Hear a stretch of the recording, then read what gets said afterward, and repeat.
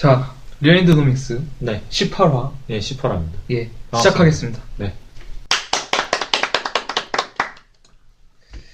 자, 한 주 동안 잘 지내셨죠? 예, 저는 물론 뭐 잘 지냈습니다. 우영은요? 네, 저 잘 지냈습니다. 예, 각설하고 네, 바로 들어가죠. 한 주 동안 경제 이슈를 되돌아보는 프로그램 리얼인드노믹스입니다. 예. 자, 첫 번째로 좀 일주일 중에 중요한 기사만 좀 다루도록 하겠습니다. 예. 화요일 기사가 있는데요. 예, 4월 22일자 기사, 화요일 기사랑 네, 그리고 4월 25일자 금요일 기사를 같이 다루도록 하겠습니다. 예. 자, 제목을 읽으면요. 22일 숨죽인 경제 내수가 가라앉는다. 그 다음에 25일 기사 세월호 쇼크 경기 노란불이 예. 되겠습니다.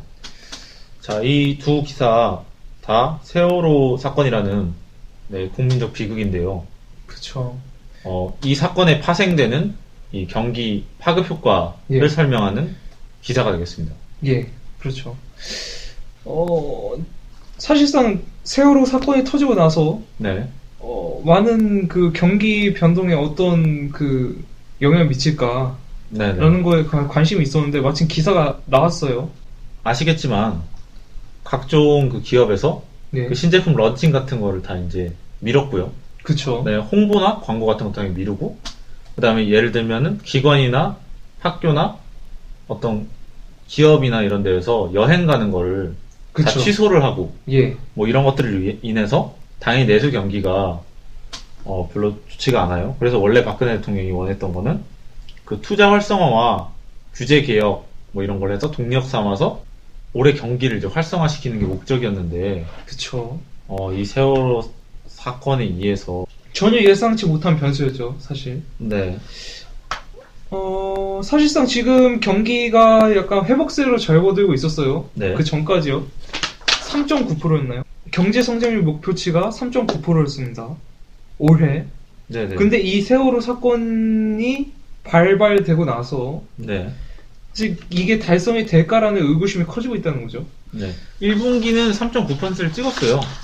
말씀하신 대로. 예. 1분기는 이제 3.9%를 찍었는데, 과연 2분기에 이것이 가능할 것이냐. 4, 5, 6월인데, 5월이 이제 가정의 달이라고 해서 어떤 소비가 많이 일어나는 달이라고 하잖아요. 그쵸. 사실, 회복은 되고 있지만, 그건 1분기까지 얘기고요. 지금 네네. 2분기에서는 아무리 봐도 그 세월호 그 여파 때문에 네. 그 소비 시장이 좀 위축이 되지 않을까. 맞습니다. 라는 게 언제까지 지속이 될 것이냐. 네. 이미 이 사건은 터졌고요. 이 쇼크라는 게 얼마만큼 지속이 되고 얼마만큼 이 경기 그 소비에 그 영향을 미칠 것인지는 사실 좀 더 지켜봐야겠지만 네. 그 역사적으로 봤을 때요. 네. 사실상 어느 정도 그런 그 재난, 인재라 그러죠. 예. 인재나 뭐 이런 자연재해 이후에 뭐 경기가 위축되는 그런 사례들은 보였어요. 사실. 네, 뭐 간단히 말하면 여기 대구 지하철 사태가 있는데요. 예. 그때도 역시 소비가 안 좋았고요. 근데 문제는 또 반론으로는 삼풍백화점 붕괴 때는 또 그 다음에 높은 경기 실적이 나왔다고 이렇게 나와 있거든요. 예, 그쵸. 그래서 여기서는 또 반론에 나오는 게 어떤 구조적인 요인, 그러니까 가계 부채라던가 가계 소득 둔화가 중요한 거지, 재난이나 사고보다는 이런 가계의 소비가 더 중요하다. 그래서 내수 경기에는 별로 타격이 없을 것이다. 뭐 그래서 저희 뭐 1분기 때 어떤 수정이 나왔는지를 좀 더 살펴볼까요? 예, 그러죠. 네. 일단 1분기 때는 일단은 뭐 경제 성장률은 네. 아까 전에도 말씀을 드렸지만 3.9%로 호조세를 보이고 있었어요. 네, 그리고 목표치에 다다란 모습을 보여주고 그쵸. 있었습니다. 그러니까 전반적으로 어느 정도 민간 소비부터 시작해서 좀 어느 정도 이제 회복세를 보이고 있었어요. 각 산업 부문별로. 네. 근데 이게 제동 역할을 한다는 거죠. 여기서 또 설명하는 게 이제 제조나 건설 쪽에 좀 이제 호조를 보였고, 또 수출에서 많은 그 이득을 봤다고 하고 있어요. 예. 그래서 수출 쪽을 보면은 관련 기사에 이제 해외 시장에서는 사실 이 세월호 여파라는 게 없잖아요. 그쵸. 그러니까 이제 IT나 자동차 분야로 있어서 수출이 상당히 그 경기를 활성화할 어떤 키가 된다는 이런 얘기를 하고 있습니다. 사실 이거는요, 지금 상반기에는 IT 업계가 이제 호조를 보일 것으로 예상이 되고 있고, 네네, 그렇죠. 하반기에 자동차 그 산업이 이제 호조를 보일 거로 예상을 보이고 있지만, 네. 사실 이거는 그냥 사람들의 그 시각을 돌린 거라고 저는 생각이 드는데, 그러니까 네. 이거는 외수잖아요, 정확히 얘기해서. 지금 이 세월호 여파에 의해서 이 내수 시장이 침체가 될 위기에 처했다는 게 그 외수 시장의 호조로 이렇게 상쇄시킬 수 있다. 그렇게 보기에는 좀 약간 역부족이라고 생각이 들거든요. 사실 근본적인 건 사실 내수 시장의 그 둔화였는데 그 네네. 활성화가 안 된다는 거였는데 네네. 이 외수가 호조가 된다고 해서 내수가 덩달아 호조가 될 것이냐. 사실 그거는 뭐랄까요. 그 연관성이 그렇게 크게 많아 보이진 않은데요. 네, 그렇죠. 어쨌든 이 경제라는 게 이제 해외 시장에서 잘 되면 또 오를 수 있는 거니까 여기서 이제 원인을 이제 선진국이 경기 회복을 많이 했고 테이퍼링 여파는 다시 시장에 반영이 됐고 두 번째로는 일본 아베노믹스의 경기 부양 정책이 약간 주춤하면서 예. 외국에서도 우리나라 경쟁력을 가질 수 있다. 예. 이런 얘기로 마무리를 하고 있습니다. 자, 이제 4월 23일 수요일자 기사입니다. 네. 삼성 순환 출자 3년 내 다 끊는다입니다. 자, 삼성이 이 순환 출자를 끊는다는 내용을 했는데요. 예. 네. 이 순환 출자라는 거는 저희가 여러 번 말씀을 드렸죠, 지난번에도. 어떤 기업이 있을 거 아닙니까? 그렇죠. 그 기업의 적은 자본으로 많은 계열사를 거느리기 위한 그 일종의 그런 경영 방식으로 보면 되겠죠. 그렇죠. 이제 기업이 설립이 되면은 출자라고 해서 자금을 끌어들이는데 예. 이제 그 자금을 끌어들일 때 그 서로의 주식을 보유하는 원래 상호 출자라는 게 있었어요. 예. 근데 이게 법적으로 금지되면서 그 A가 B의 주식을 갖고 B가 C의 주식을 갖고 다시 이제 C가 A의 주식을 갖는 식으로 고리 모양, 환 모양으로 이제 순환 출자라는 변종 출자 방식이 그쵸. 탄생이 됐죠. 이러면 그 어떤 가공 자본이 생긴다는 거예요. 그쵸. 고리 모양 되면서 예전에 카드 돌려막기 얘기를 하면 카드 돌려막기랑 거의 비슷하다고 했었죠. 예, 그쵸. 그러니까 사실 카드 돌려막기를 하면 카드 여러 개를 쓰면서 가공의 자본이 이제 생기는 거잖아요. 그렇게 설명을 하면 이제 순환 출자가 있는데 이것을 3년 내에 다 없애겠다. 삼성이 이렇게 말을 한 거죠. 이 삼성이 이 순환 출자를 다 끊는 데에 대한 이유는 일단 이 순환 출자라는 거의 그 단점, 치명적인 단점에 있을 수가 있겠는데 그 네. 끊는다는 그 이유가 이게 도미노 현상이라는 거죠. 단점이. 그러니까 한쪽이 부실해지면 네. 거기에 관련된 그 지분을 가지고 있던 그런 계열사들 아니면 그 회사가 이제 연쇄적으로 그렇죠. 위기를 맞게 된다는 거예요. 그 과거에 그 대우라는 아주 큰 그룹이 있었잖아요. 예. IMF 때 무너진 그 대우가 몰락한 이유 중에 큰 이유 중에 하나도 이 순환 출자라고 하거든요. 그러니까 하나가 무너지면 연쇄적으로 그쵸. 무너지게 되는 순환 출자를 끊으면서 이제 지주회사 체계로 예, 그렇게 되면서 가는 거죠. 네. 이제 삼성의 그 원하는 그 경영 방식대로 네, 이제 네. 계열사를 움직이기가 원활해지고 네. 그래서 그걸 통해서 이제 경쟁력을 강화시키는 그런 목적도 엿보입니다. 네, 그래서 이제 네 가지의 주력사가 있는데요. 예. 삼성전자를 흔히들 가장 중요하게 생각하는데 삼성의 실제적인 지주회사는 제가 알기로 에버랜드라고 알고 있어요. 그래서 지금 앞으로는 지배구조 단순화 하는데 이 네 개 주력사를 위주로 한다는 거죠. 그러니까 전자, 물산, 생명, 에버랜드.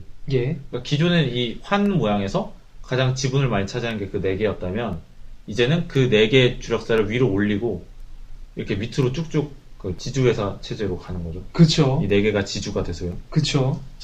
그래서 이 정도가 되겠네요. 예, 이 정도가 되겠죠. 맞아요. 이 경영의 그런 투명성이나 건전성으로 봤을 땐 순환체조 구조를 끊는 것이 훨씬 더 리스크가 적고 사실상 그 기업이 원하는 그 경영 목표에 더 가깝게 갈 수 있다고 생각이 듭니다. 네. 예, 자. 이 정도로 마무리하고 네. 그래서 다음 수요일 두 번째 기사 4월 23일. 자, 전자 타이어 공장 엑소더스라는 기사입니다. 예, 이거는 저희가 저번 주에 말씀드렸나요? 그 탈항국화를 말씀을 그렇죠, 드렸었죠. 그렇죠. 그 탈항국화에 대한 그 기사하고 관련이 있다고 볼 수가 있죠. 네. 공장 엑소더스. 자, 이게 무슨 뜻인가요? 이 엑소더스가 탈출이라는 뜻이죠. 이 헤드라인에서 볼 수 있듯이 지금 뭐 자동차나 네. 아니면 뭐 전자나 아니면 이 타이어 산업의 그런 공장들이 네. 이 한국을 벗어나서 이제 뭐 베트남이나 네. 이렇게 인건비가 싼 데로 그리고 또한 이제 생산성이 높은 데로 이제 이동을 하고 있다는 겁니다. 맞습니다. 여기서 뭐 영어가 굉장히 많이 나와요. 제조업 드레인 현상이라고 되어 있는데 예. 드레인은 고갈이라는 뜻이거든요. 예, 그러니까 국내에 제조업이 고갈되고 있다는 겁니다. 그쵸. 그러니까 이게 저번에 말한 산업 공동화하고도 연결이 되는 예, 거예요. 연관이 되죠. 그러니까 공동화는 게 비는 건데 이제 한국의 제조업들이 이제 비고 해외로 직접 투자를 하게 된다는 거예요. 그러니까 여기 보면은 2004년부터 2013년까지 국내의 그 주요 제조기업의 투자 금액이 101조라고 합니다. 예, 해외는 51조니까, 그러니까 50조 대비 100조니까 국내 투자 금액이 2배 많아요. 그쵸. 근데 그 국내에 그 주요 기업 같은 경우에는 막상 국내 공장의 이 건설이 전무하다는 거예요. 그러니까 이 100조가 이 현대, 기아자동차, LG, 한국타이어 이런 기업들이 결국 국내에 하나도 10년 동안 국내에는 전혀 투자를 하지 않았다는. 그쵸. 공장을 세우지 그러니 않았다는. 100조는 어디서 나왔냐? 그러니까 결국 삼성전자와 그 다음에 대기업이 아닌 다른 중견기업이나 중소기업에서 국내에서 공장을 짓고, 그러니까 결국 진짜 그 공장을 많이 지어줘야 할 많은 대기업들이 그 공장 엑소더스를 하고 있다는 거죠. 그쵸. 해외로. 그쵸. 이런 게 계속 네. 되는 이유는 뭘까요? 그러니까 공장 엑소더스가 되는 원인에는 네. 뭐 근로시간 단축이라든가 아니면 네네. 통상임금의 확대 아니면 뭐 전력 연장 뭐 네, 이런 것들이 이제 그렇죠. 원인이 될 수 있겠고요. 국내에서는 이제 시간이라든지 임금에 대한 규제들이 있으니까 그쵸. 상당히 이 압박이 오는 거죠. 그러니까 그쵸. 싸고 양질의 제품을 만들기에는 뭐 사실 베트남에서 삼성전자가 베트남에 간 이유도 그런 거 아니겠습니까? 그쵸. 네, 싼 임금으로 이제 많이 만들어서 규모의 경제를 실현하고 팔자는 거죠. 그리고 또 한국에는 또 그런 말이 있어요. 뭐 강성 노조가 많기 때문에. 그쵸. 네. 이게 그 핵심적인 원인일 수도 있습니다. 아, 그렇게 볼 수 있어요. 예. 그러니까 지금 사실상은 뭐 첫 번째로 드는 건 낮은 생산성이라고 그 한국에서 그 공장이 이제 엑소더스 하는 이유는 네. 낮은 생산성이다. 뭐 중국이나 뭐 베트남에 비해서도 확실히 낮은 생산성이라고 이 기사는 말해주고 있습니다. 그러니까 맞습니다. 뭐 차 한 대당 뭐 드는 시간을 비교하면서 얘기를 하고 있는데 사실 그것보다도 더 중요한 게 강성 노조라는 거죠. 그렇죠. 그러니까 예를 들어서 현대차 노조면 사실 모르는 사람이 거의 없을 거예요. 네, 그렇죠. 파업을 거의 밥 먹듯이 하는 노조로 알고 있죠. 그것까지는 아닌데요. 한때 귀족 노조라는 말도 들었죠. 예, 그쵸. 연봉은 높은데 파업은 파업대로 한다. 예. 그래서 물론 그들의 입장에서는 합리적인 파업이었을 수 있는데 일단 그렇게 알려진 바도 있습니다. 예. 언론에는. 그러니까 이런 그 감성 노조 때문에 사실상 뭐 임금이 임금대로 높여줘야 되고 네. 뭐 시간은 뭐 근로 시간은 근로 시간대로 줄여야 되고 네. 어느샌가 우리나라에는 진짜 제조업 이런 그 제조업 산업이 네. 정말 산업 공동화가 될 수 있겠다는 그런 예상을 충분히 할 수 있다는 거죠. 말씀드릴 거는 이제 유턴기업입니다. 유통기업이요. 예, 이 유통기업이라는 건 네. 그러니까 외국에 공장을 지었다가 네네. 이제 그거를 다시 한국으로 네. 한국으로 다시 돌려서 한국에 다시 공장을 짓는 한국에 공장을 세우는 그런 기업에게는 정부가 지원해 준다는 겁니다. 네, 국내로 복귀를 하는 겁니다. 예. 근데 이게 사실상 정부가 지원을 하고 있지만 뭐 그렇게 큰 효과를 보진 못하고 있다는 거예요. 네, 여기 보면은 대기업은 돌아온 곳이 없고 그쵸. 중소기업만 51곳이 이제 유턴을 했다. 예, 그쵸. 그래서 미국은 GM이나 포드처럼 1000곳에 달하는데, 물론 전체적인 기업 숫자가 차이가 나긴 합니다만, 예, 그쵸. 그래서 유턴 기업의 경제적 효과라는 그래프가 있는데, 결국에는 아까 이런 걸 말한 거죠. 어떤 공장 엑소더스가 우리나라의 경제적 효과를 많이 가져가고 있다는 것을 반증하는 거죠. 그쵸. 아까 보면은 뭐, 그런 얘기가 있었어요. 베트남에 삼성이 공장을 지은 그것이 7만 명 가량의 사람을 고용한다고 하는데 이게 한국에 지어졌으면 7만 개의 물자를 한국에서 만드는 거잖아요. 그쵸. 근데 이제 베트남에 그게 만들어졌으니까 그 경제 효과가 어마어마할 거라고 생각합니다. 그쵸. 월 100만 원씩만 줘도 장난이 아니죠. 그러니까 지금 정부가 지원해주는 그런 혜택이 뭐 세제, 네. 뭐 세제 혜택도 있고, 뭐 그 이외에도 뭐 보조금 지급이라던가 뭐 여러 가지가 있겠지만 사실 이게 이런 지원 제도가 네. 아직 한계가 있다는 거죠. 그렇죠. 뭐 가장 대표적인 걸로 이제 지역 편중이 있겠습니다. 그러니까 수도권으로 이제 공장이 복귀하게 되면 사실 지원이 없다고 지금 이 현 제도에서는 지원이 없습니다. 네, 거기다가 완전히 철수하는 기업에만 이제 세금을- 세제 혜택을 예. 준다. 뭐 이런 말도 나와 있고. 그러니까 제가 봤을 때는 이런 생각이 듭니다. 대기업이 아직 안 돌아왔다는 거는 네. 이런 혜택을 줬는데도 대기업이 아직 안 돌아왔다. 네. 그래서 거기서 얻는 이득이 훨씬 더 많은 거예요. 그러니까 그렇죠. 유턴했을 때 얻는 이득보다 거기에서 그냥 그 베트남 인력 가지고 그렇죠. 베트남 공장을 돌리는 게 사실 이런 세제 혜택 받는 것보다 훨씬 더 이득이라는 겁니다. 네, 그렇죠. 그리고 제 생각에는 그걸 지원해줘서 그 지원해준 게 그 해외에서 하는 것보다 더 이득이 높으면 그것도 그것대로 문제라는 거죠. 그렇죠. 너무 많은 지원을 해줘야 되니까. 그렇죠. 그러니까 이게 하나의 어떤 큰 흐름이 아닌가 거스를 수 없는 그런 생각을 하고 있습니다. 예, 확실히 좀 크긴 크죠. 이거를 거스르긴 좀 힘들어 보입니다. 자, 다음으로 넘어가면요. 예, 금요일 기사 두 가지를 간단하게 보겠습니다. 예. 첫 번째, 4월 25일 금요일, 이름 낯선 중견기업, 쓸만한 인재 안 와요. 라는 글이었습니다. 그러니까 우리나라에서는 이제 대기업들은 웬만한 사람들이 다 이름을 알고 있습니다. 뭐 삼성이라든가 LG, 뭐 현대차, 기아차 뭐 등등 해가지고요. 네. 그치만 이런 중견기업, 네. 이름이 낯선 중견기업, 네. 소위 히든 챔피언이라고 그럽니다. 네네. 예. 이런 데는 이제 인재가 오지 않는다는 거죠. 왜냐면 사람들의 그 인식이, 그러니까 인식이 뭐 사회적 인식이 뭐 안 좋을 수도 있는 거고, 네. 아니면은 사람들이 인지를 잘 못하고 있는 걸 수도 있고요.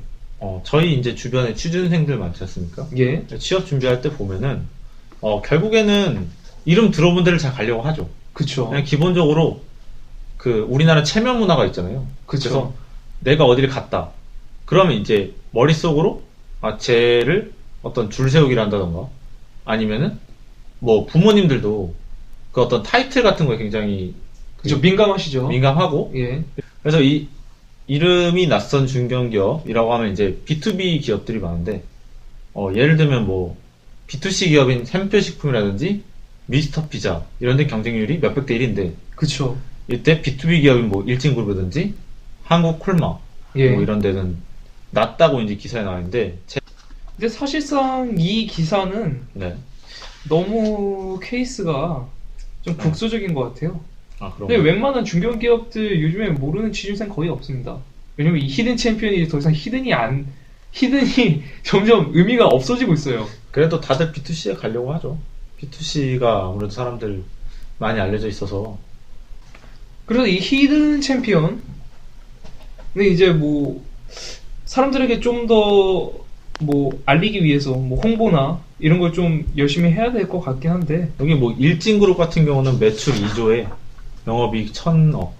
근데 이름이 일진이라서 솔직히 저희 학교에도 플랑이 많이 걸리고 있습니다. 예. 진짜 한 다리 건너지 플랑입니다. 근데 참 47년 동안 부품 소재 분야에서 외길을 고집해왔다고. 아 진짜 이 외길 고집하기 쉽지 않죠. 네, 외길 인생. 네, 많이 지원하길 바랍니다. 일진그룹. 아 뭐 이 친구로 홍보대사인가요? 근데 제가 보기에는 이름 있는 좋은 기업에 가는 게 최고예요.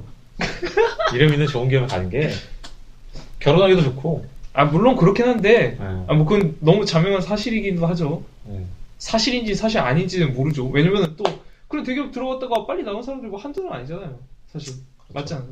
그러니까 무엇보다 중요한 건 일단 뭐 본인이 좋아하는 일을 하라고. 다 개똥 넣어보는- 같은 소리 할 건가요? 다 넣어보는 겁니다. 예, 그렇죠. 뭐 히든 챔피언이든 뭐 대기업이든 다 넣어보고 그냥 골라가는 게 제일 좋죠. 네. 이렇게 힘든 시기에는 열심히 합시다. 예. 그래서 마지막 기사, 금요일 기사인데요. 4월 25일, 애플 페이스북 어닝 서프라이즈. 이런 말이 나오고 있습니다. 예. 뭐 이거는 딴 내용이 없습니다. 여기 실리콘밸리를 대표하는 IT 거인이 애플과 페이스북이 있다. 이렇게 나와 있어요. 예, 그쵸. 그래서 어닝 서프라이즈라는 말이 나오고 있는데요. 이게 어떤 말입니까? 이 어닝 서프라이즈. 네. 그러니까 이제 수익이 네. 크게 증가했다는 거죠. 그렇죠. 그러니까 예를 들어서 이제, 예를 드는 게 아니죠. 지금 이 기사에서 보면요. 네. 그 페이스북이나 애플, 특히 애플 같은 경우에는요. 네. 이제 차이나 효과라고 해서 그 네. 1에서 3월 그 순이익이 7%가 상승했다고 봅니다. 네, 보니까 중국에서 아이폰이 상당히 매출이 많이 일어났다고 해요. 예. 근데 페이스북도 이제 좀 적자가 날지 않을까? 어디서 수익이 나올까 이랬는데, 그, 모바일 광고 매출 비중이 그쵸. 높아져서, 그, 경영 실적이 지금, 애플만 해도 작년 대비 또 올랐어요. 1분기 기준으로. 그쵸. 매출이 올랐고, 페이스북도 한 3배 정도 올랐습니다. 한 6천억 원 정도 벌었죠. 물론 애플에 잽이 안 되지만, 페이스북이. 그래서 뭐, 그랬다는 겁니다. 그쵸. 그냥 이런 현상이 있다는 네. 거예요. 그래서 어닝 서프라이즈라는 단어만 배우고 가도록 하겠습니다. 그래서 오늘 이랜드 뉴스 지금 잘 우리 끝났는데, 이야기 네, 이것하고 이랜드 뉴스 너와 나의 이야기 이건 가장 흔한 노래야 들어봐 모든 사람들이 부르는 노래 아무리 슬퍼도 울면 안 돼 너 그 흔한 이별처럼 흘려보내면 돼 가장 흔한 노래 가사처럼 잊을 수가 없잖아 널 보낼 수가 없잖아 이 노래를 들어 내게로 돌아와 이건 가장 흔한 노래